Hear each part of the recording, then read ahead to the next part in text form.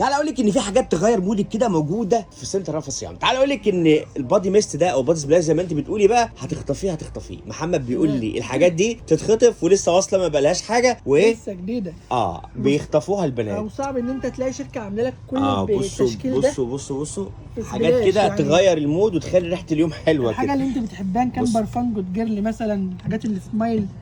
تمام. يعني الميزه في السبلاش ده يا محمد ان احنا قلنا سعره حلو وكمان ثباته حلو طبعا. وكمان ايه حاجه كده لذيذه وكمان في محاكاه لكل انواع البرفانات اللي انتوا ايه بتستخدموها. الحاجات اللي هي اللكسس بتاعت جيفنجي كل حاجه حتى السي. تمام. اللي هي الاون ويليام بتاعتهم بكرات روج. بصوا كل دي انواع جدا.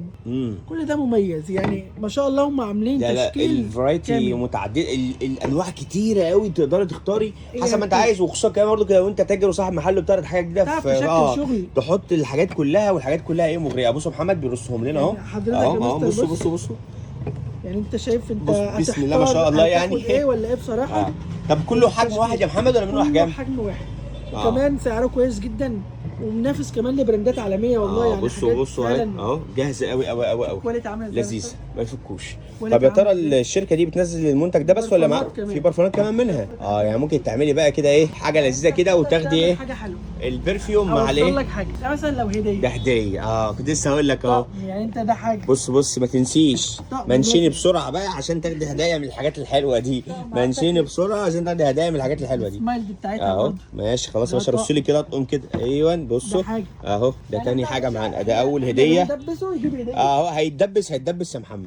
الحاجات اللي بتغير المود دي بتاعت البنات ده اساس اهو. ماشي يلا اللي بعده يا باشا بندبس اهو.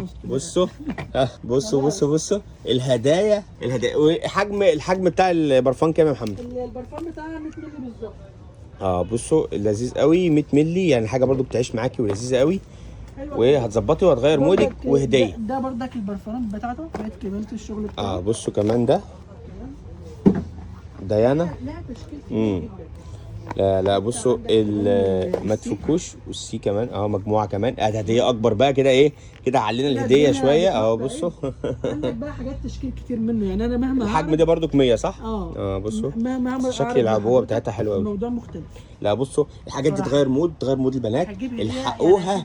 انت هتتدبس في راس السنه. خلي بالكم الفيديو ده هينزل لكم على راس السنه كده هدايا راس السنه وكمان حمرا تغير المود وريحه حلوه. استنوا الفيديوهات اللي جايه. كل اللي انتوا عايزينه في عالم مسحرات التجميل والميك اب موجود عند رأفت صيام. ده فرع سنتر رأفت صيام اللي موجود في المنصوره شارع بورسعيد. نزول المحله الكبرى. احنا موجودين في المحله الكبرى شارع المعهد الديني امتداد اسم امام مسجد الكنيسي في اتجاه السريع. باي باي يا حاج محمد. استنونا بقى الفيديو اللي جاي لكم تفاصيل اكتر على كل المنتجات الموجوده في كل فروع رأفت صيام.